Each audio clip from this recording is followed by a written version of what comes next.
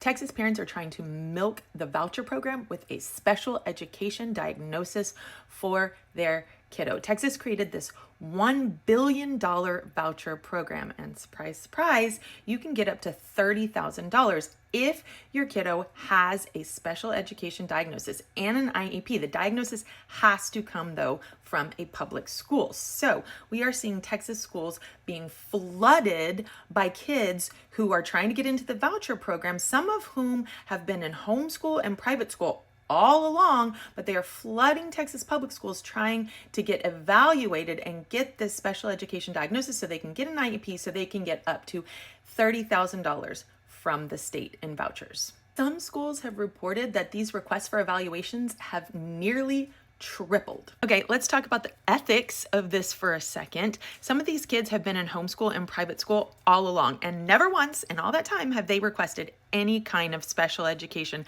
evaluation. But now all of a sudden that there's $30,000 tied to a diagnosis, everybody wants testing. So come on, parents, be so for real. Are these evaluations being requested because your kiddo really needs the services, or because you've now realized there's $30,000 attached to the label? Meanwhile, public schools are legally required to evaluate these students, and they have to do so within a certain timeline. So now you've got school psychologists working on weekends, you've got districts paying overtime, you've got school support staff being pulled away from public school kids for these evaluations, and you've got districts on the hook for thousands of dollars to pay for the evaluation because the state will only reimburse $1,000 while these evaluations cost thousands. So basically, public schools are being forced to process and pay for these evaluations that are helping fund students who are leaving public schools. Raise your hand if you knew these vouchers were going to be corrupt.